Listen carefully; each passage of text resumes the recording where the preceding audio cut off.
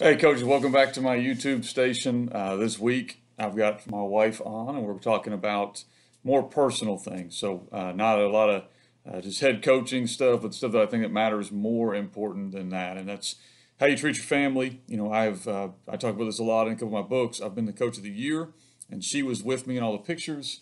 And I've been 0-10, and she might have been the only one that wanted to get in the picture with me. And so, making sure you're taking care of your family and your kids. And this episode is going to be about children and uh, all things put out in front of everybody. We just had to go get on both our kids and separate a fight. And so we're like everybody else, we're dealing with kids fighting with each other and, times that we, are up to, we don't know what to do with them. But we wanted to talk a little bit about on this one about ways as a coach you can involve your kids in what you do. And I'll talk a little bit about that. I'll let Jamie talk a little bit about that. And then we'll talk a little bit about things that I think you need to do as a coach to set aside time and things to do during the season, especially with your children. Because, like with your wife, a lot of times during the season, you're working 80 or 90 hours, and it can be very, very tough. So, a couple of things that I've been able to do, and then I'll let Jamie talk on things that she has done to kind of help our kids stay connected with their father. If you've got a son and he's interested, or a daughter and she's interested, I really believe having them on the sideline as much as possible does a lot of things for your program. One, it shows your players, hopefully, how a good relationship between a father and daughter or a father and son ought to be. My players have seen, my middle one was 2 or 3, where I've had to stop and go off to the side and, have some belt justice with my son and teach him how to behave. And I think that helped them. And they've seen me with my boy getting on him for not behaving. And then I try to use that as a lesson for them is I love my son and I would do anything for him. And you just saw me rip him a new one. So don't think that means when I get on you, that means I don't love you. And so I think showing that is a huge thing you can do as a coach, just involving them in whatever that way they want to be involved. I've got a younger one, he doesn't want to be involved. And so I'm not going to force that. And so there's other ways you've got to figure out ways to make that happen. And so I think that's something as a coach, if you're able, have your kids around. And then if you're a head coach, make sure your assistant coaches know that they can have their kids around. I've been up there on Sunday afternoon meetings and watched a little girl and her dad with, she was drawing on her little coloring book and he was talking to her and he apologized. What are you apologizing for? You're a dad first. If we win football games, that's great. We get to keep our job. We maybe make a little more money, but you get one shot at being a dad. So making sure that if you're a head coach, you do explain to your assistants that you understand that should take precedence. School I'm at now, there's been several young ones running around our field house. The school I was at before, same thing. And I think that's the first thing as a coach that you can do is involve them in your program so at least they're around you.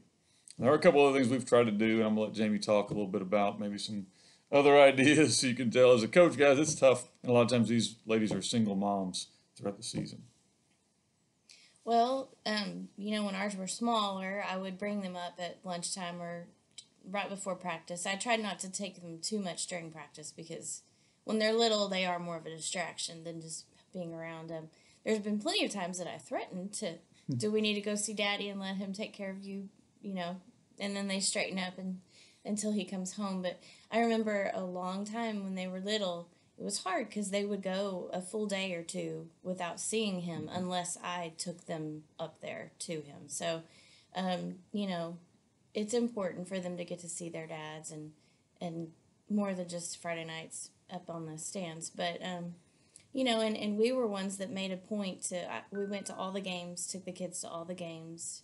We really only missed if they were sick, even if they were away. It was hard. It was really hard to chase them around, but I honestly didn't even get to see half the games most of the time. But so bring them around, even when they're small and even when it's hard, because truly he probably wanted to see them and he wasn't going to get to unless I brought them. So when they're little, that was good. As they've gotten bigger and it's more safe for them to be on the sidelines, our middle son would be the ball boy, and our daughter never wanted to be the water girl or anything like that, but she does do the live stream through the school, and um, I'm trying to think of other ways that she's involved herself. We're just kind of around and supporting, We know that we don't make plans on Friday nights because we're going to be at the game. There's been a lot of fights we've had about that because dances were missed and, things like that. But just we're going to support Daddy because he supports us. Um, And I know I've taken my little girl with me. I would go scout. A lot of times as a coach, you've got that random Friday you're going to go watch a game, and it would be a lot easier probably just to go with another coach or go by yourself. But we've tried to make that into an event. Take my little girl, where do you want to go eat? And we'll go early, and she can pick where we eat. We'll stay during the game, and at least you're with them. I do the same thing with my son, and I think that's it. And we mentioned in the former episode, the episode yesterday, and I think this kind of leads into with the kids too, is having players into your house. Letting your kids be around those players. And I use that kind of twofold. One, it's a way for me to involve my family in our program, and the other way is I talk a lot with our players about how they're an example for the younger generation, and I use my children kind of as that example. Is my son is watching you, so how you behave is how he's going to behave. And I think a lot of times when you put it in those terms, your players understand, hey, that's why coach is hard on me. And it doesn't always fix all the problems, but at least it kind of gives them a perspective of this is why we're held to a higher standard.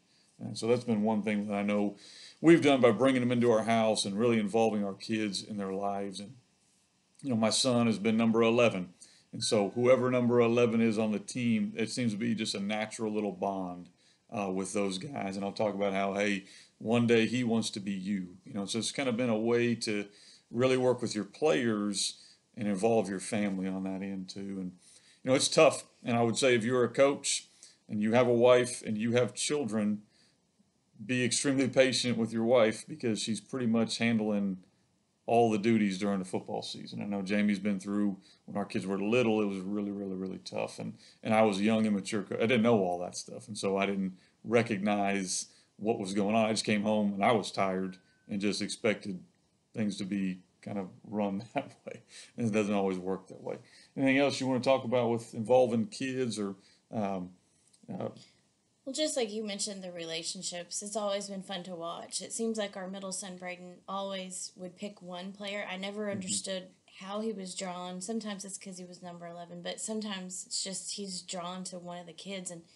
And it's been fun to watch the kids that are more naturally easygoing with with the younger children. And we've got tons of pictures of one kid with just run in and swoop them up and throw them around, and of course your kids love that, or jump on the trampoline with them, or and then there's some kids that it doesn't come naturally to play with younger kids, but as the seasons will go on, they form those bonds, and then they become like little siblings with them, even though it wasn't natural at first. And so I think that it obviously helps our kids get to be around older kids, but it helps the older kids realize, like you were saying, that they are important and that it makes them feel just as special, and the bonds are just as important to them, I believe, in the long run. And it may help them later on down the road, hopefully far down the road as they become fathers.